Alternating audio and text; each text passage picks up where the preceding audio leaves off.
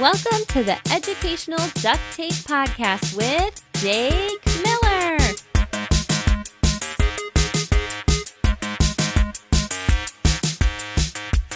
Hello, friends, and welcome into episode 1 of the Educational Duct Tape Podcast. My name is Jake Miller. Thank you so much for joining me here on this episode. Let's go ahead and dive right into it and talk about who am I and where Educational Duct Tape came from and how I think it could benefit you as an educator. So first, I've got 2 stories to help you understand where it all came from. So first up, a couple years ago, I started making a lot of different screencasts, both in my role as an instructional technology coach and as on a side project that I did in the evenings on my Twitter account at Jake Miller Tech and my website, jakemiller.net.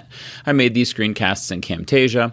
I was making them at work to send to my colleagues to show them how to do different things with their students. And then in the evenings, I was also making other ones that I was sharing out there publicly on Twitter and on my website to further that effect on educators to help students. I was able to help the couple hundred students in my school through what I was doing during my workday, but I wanted to be able to help educators outside of the walls of my building by doing this. And so I would get ready in the evenings after we would put our kids to bed, pack the lunches, clean the dishes, got the house all settled in. I'd put my dress shirt back on along with my pajama pants, and I'd head downstairs to my office.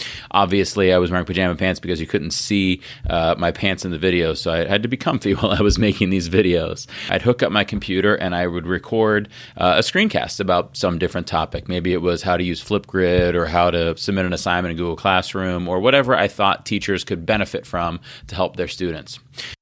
So I would record the videos and I would put about an hour into each video. The video itself was probably 10 minutes long, and then there was editing and adding cursor effects and planning and trimming it out. And I was putting a lot of time into them, and I was really proud of them.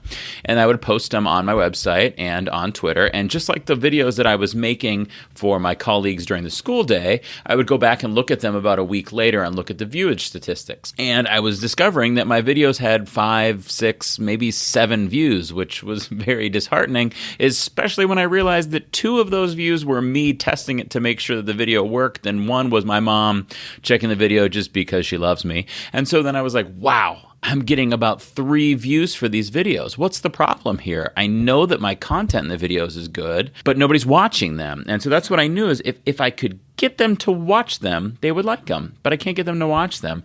And then I started realizing the barriers that were in place there. I was asking these busy professionals to first click on the video, second, trust that the video is going to be worth their time, third, plug in their earbuds, and maybe they're not in a place where they could listen to something anyhow. And so I was asking too much of them to get them to even sign on to watch my videos. So I needed to find a way to get their attention otherwise, and that is Educational Duct Tape right there. We're going to see it here in a second as I continue with this story. So the discovery came a couple days later while I was on Facebook. I was killing some time waiting for an appointment to start, just thumbing through Facebook, and I found myself unintentionally viewing a video recipe of how to make Tater Tot Casserole.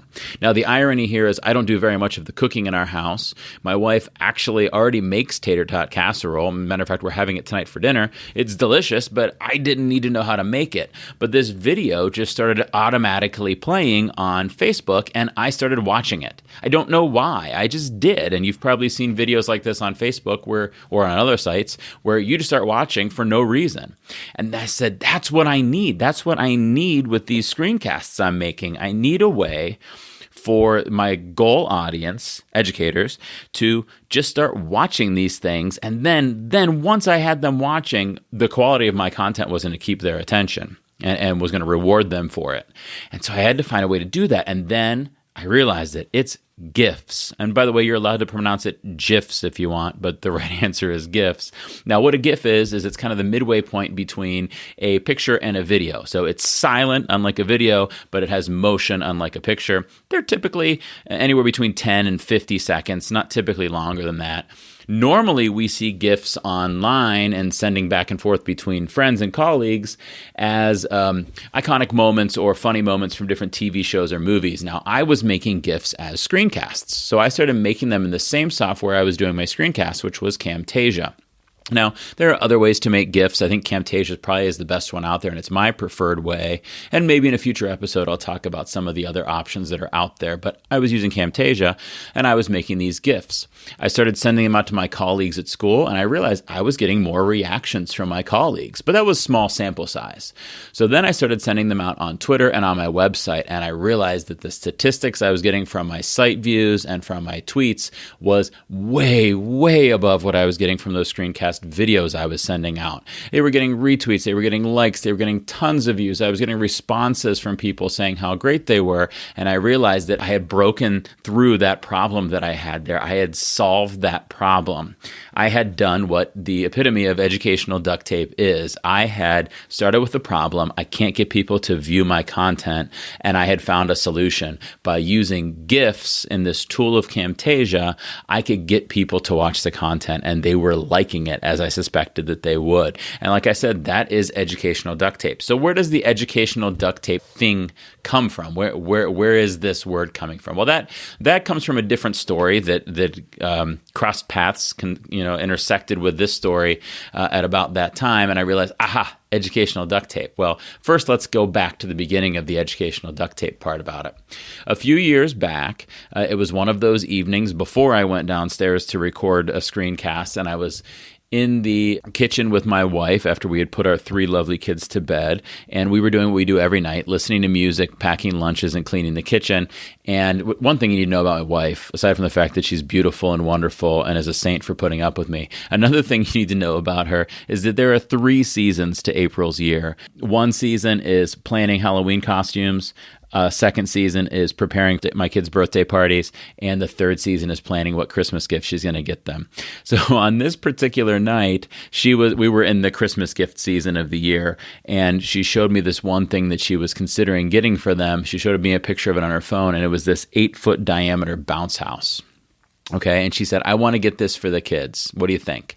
And I looked at this thing, 8-foot diameter, and I was like, no, are you kidding? We don't have room to walk through our living room without stepping on Legos or superheroes or LOL dolls or Magnetiles. Like, where are we going to fit this bounce house? What are you thinking? Why would you want to do this? And she said, because it would make the kids happy. And I said, oh, geez. Oh, man. Yeah, she owned me on that one, right?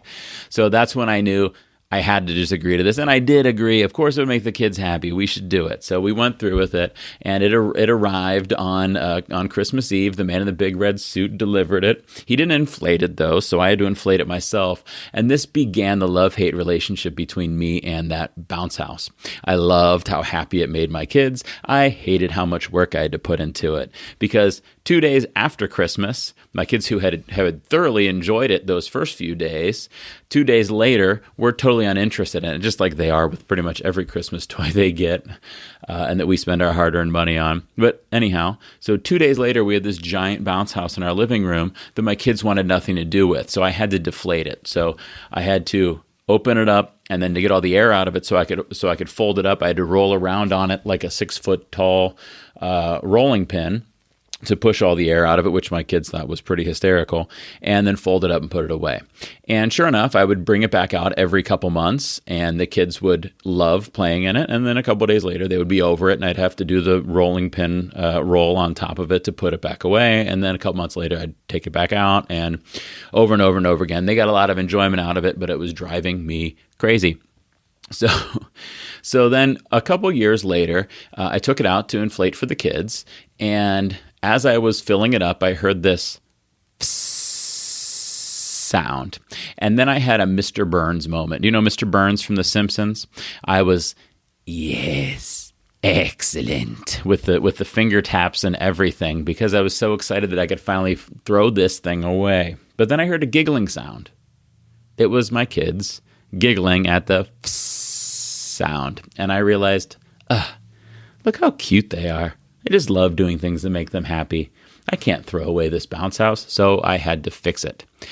Now, it came with a patch kit, but of course, at some point previous to this, the kids had left it somewhere on the floor along with a collection of other random toys. My wife or I had found it and didn't know what it was and gave up and threw it away. So we no longer had the patch kit. So I had to figure out something else to patch it with. Why don't you go ahead and guess what you think I patched it with? Here, I'll wait a moment for you. Peanut butter? Who said peanut butter? Come on. Bologna? A piece of bologna? Why would I patch a bounce house with a piece of bologna? Who said that? Guys, come on. It's in the title of the podcast. I used duct tape. Duct tape was a tool that I had laying around for whenever I needed it. And whenever I needed it, I could go grab my duct tape and use it. And you know what? It solved the problem. It patched the hole in that bounce house. It worked perfectly, just like Camtasia worked perfectly for creating those GIFs that got my teacher colleagues and teacher PLN on Twitter's attention to view it. That duct tape and that Camtasia were tools that solved problems I had. And then I realized that as these two ideas meshed, educational duct tape. And where this idea really was cemented for me was when I was at a technology education conference, which I love myself a good EdTech conference.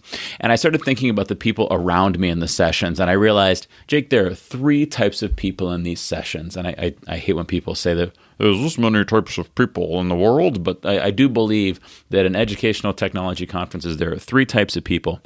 There are the people that look at all of the topics that are being shared and all the new technologies and they feel overwhelmed. When am I going to learn all this? When am I going to use all this in my classes? This is too much stuff to have to get used to. And then there are the people who think, oh, this is an awesome tool. I'm going to use it tomorrow. Okay, and that's great, and I love their motivation there, but I think both of those people are a little bit wrong, and the person that's right, the other third group, are the people that go, ooh, this is a good tool. Now I see how it can be used. I'm going to put it in my educational technology toolbox. I'm going to remember it. And when I have a problem in the classroom or when I have a goal or a learning standard that can help me meet, then I'm going to pull that tool back out. Then I'm going to fully learn how to use it. And then I'm going to use it. And that is educational duct tape right there. Educational duct tape is about becoming familiar with all of the different educational technology options that are out there around us and keeping them in our metaphorical toolbox until we actually need them. Because I believe that educational technology is at its most useful and most powerful when it's not the goal of the lesson, but a tool used to meet that goal. Now, that goal might be a learning standard. It might be a problem needing solved. It might be an issue needing addressed. It might be that, hey, you're recording all these screencasts and nobody watches them. So what is that problem? What is that goal that you need to handle? And then you go, okay, I've got all these tools in my toolbox. Which one will help with this? Will Flipgrid help? Will Google Classroom help? Will Google Drawings help? Will Synth help? Will Google Earth help? What is the tool that I could use to help me solve this problem? And then you take it out and then you put it in place to help you out and help enhance student learning. So there it is. I didn't plan to use duct tape that day, and I didn't plan to make GIFs, but I did need to patch a hole in my bounce house, and I did need to get educators to buy into watching my content. And that's where I needed the tools. I needed the duct tape, and I needed the GIFs made in Camtasia. So that's where my weird educational duct tape metaphor comes from. Okay. It's also where the format of this show is going to come from. So starting in episode 2, which is going to drop today at the same time as this episode, so you can listen to them right in a row, I'll have a guest on with me. And that guest and I will look at 2 different educational technology issues. One might be a problem, one might be a learning standard, it might be a goal, but it's definitely something we're trying to solve. And both myself and my esteemed guest will suggest different ways that we could use educational technology to solve those problems. And hopefully, along that ride, you will learn some ways that you could use educational technology in your classrooms or in your schools or in your learning environments. You might not actually have that same exact learning standard or problem, but you might go, that reminds me of this other thing that I need to do, and I can apply that same tool to this situation. Okay, so that's a wrap on episode 1 of Educational Duct Tape. I hope that you'll tune into the very next episode. It's just going to play automatically. Just let your podcast player go. Just let the next one play, where myself and a good friend of mine, who I think you're really going to enjoy as a guest, are going to look at some educational issues or goals or standards that we could solve with educational technology. So I hope you'll listen. If you enjoy the show, I hope you'll share about it on your social media of choice at hashtag #EDUDuctTape. And I hope that you will share it with a friend, tell your friends about it, and keep on listening. And I will see you in the next episode. Have a great one, guys.